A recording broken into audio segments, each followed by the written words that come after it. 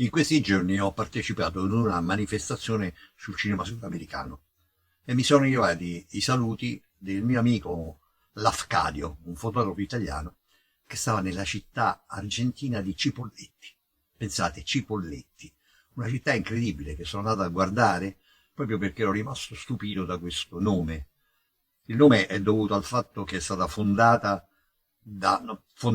praticamente è stata elaborata e creata da un ingegnere italiano, un certo Cesare Cipolletti, che era un famoso ingegnere idraulico e che ha risolto dei problemi alla confluenza del Rio Negro. Lafcadio, che è il nome proprio dell'assassino delle segrete del Vaticano di Gide, quindi un personaggio particolarmente curioso, l'avevo conosciuto perché mi aveva portato proprio nella valle del Neuquén, lì vicino, a vedere il più grande deposito di uova di dinosauri, 2 chilometri quadrati di uova di dinosauri fossili, chiaramente. Quindi è uno spettacolo incredibile. Ma la caratteristica di Cipolletti, che mi fa parlare di lui oggi e del mio amico Lafcadio, è che Cipolletti è la città in cui si fermarono nel 1901 Butch Cassidy e Sundance Kid, che scappavano dagli Stati Uniti. Erano insieme a Etta Place, la ragazza di Sundance Kid, ed erano fuggiti dopo aver fatto parte del famoso mucchio selvaggio, il Wild Bunch, la famosa banda che si rifugiava nel buco del muro, questo famoso muro sfondato, questo famoso rifugio in cima a una montagna dello Yon.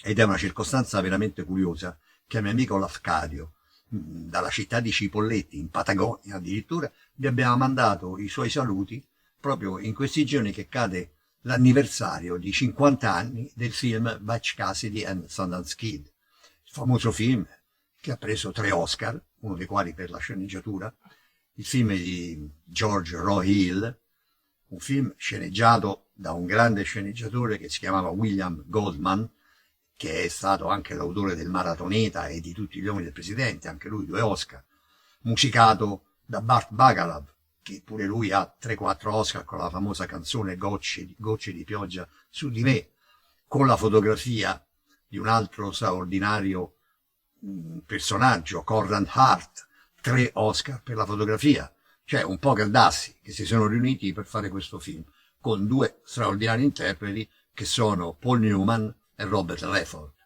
Quindi questo film aveva tutte le caratteristiche assolute di essere un grande successo. Avete visto la confezione, avete sentito i personaggi i grandi professionisti che l'hanno fatto parte. Anche perché il film nasce contemporaneamente a un altro film importante, sempre sul mucchio selvaggio, ed è diretto dall'altro grande regista, Sam Peckinpah. Ora, per come George Roy Hills è allegro, ironico, scanzonato, divertente, feroce nelle sue battute, nella sua ironia, così dall'altra parte Sam Peckinpah è nero, triste, noir, forte, nostalgico, forse disperato. C'è una famosa battuta che si riferisce a 2 produttori i quali si rivolsero a Sam Peckinpah e gli chiesero di fare un film dicendo: lei per noi è un vero criminale, ma è un criminale di talento. In questo momento gli serve un talento. Quindi tutto ciò che in Peckinpah, nel mucchio selvaggio, è sangue, disperazione e morte, da quest'altra parte è gioco, allegria. Il crimine diventa un modo anarchico per ribellarsi, mentre dall'altra parte il crimine è la disperazione, è la discesa all'inferno. Ma tornando a Butch Cassidy, i 2 personaggi sono 2 personaggi reali, esistiti veramente, e c'è una cosa suggestiva: il film non è che faccio spoiler dicendolo, finisce in un modo drammatico, veramente drammatico, ma questo dramma nella realtà non c'è, perché sia il mio amico Lafcadio, dalle notizie che ha avuto sul luogo, sia tracce storiche che sono rimaste, si indica che 2 personaggi per l'ennesima volta se la sono cavata. Butch Cassidy e Sundance Kid erano famosissimi per aver fatto una serie in fila di rapine, ma che nessuno era riuscito mai a prenderli. E questa storia è veramente la storia di una caccia continua e di una continua, abilissima capacità umana, perché ogni volta i 2 sono anche disperati, ma ogni volta all'ultimo momento c'è un'idea, c'è una trovata, c'è un guizzo per cui impedisce, diciamo così, ai buoni, fra virgolette, di catturare queste due simpaticissime canaglie.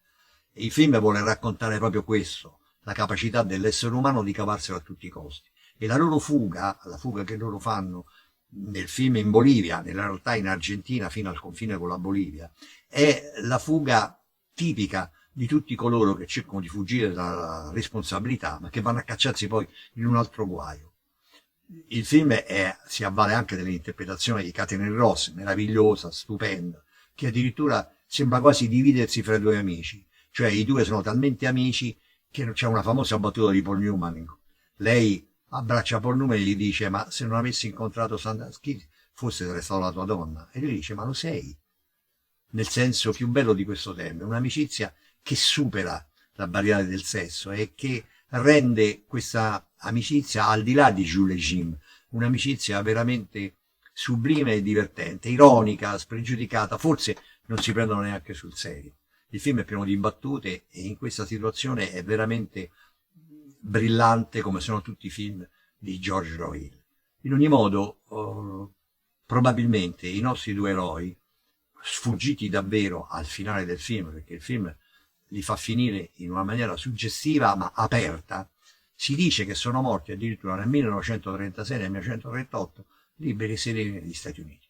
Questo happy end è una giusta compensazione per un film che si muove come un gioco. Sono due bambini che stanno giocando a un gioco più grande di loro. E come ho detto prima, anche i buoni diventano quasi quasi cattivi. E i cattivi sono simpatici, come solo possono essere nei film, nei fumetti, nelle favole e nei racconti di noi ragazzi. Grazie.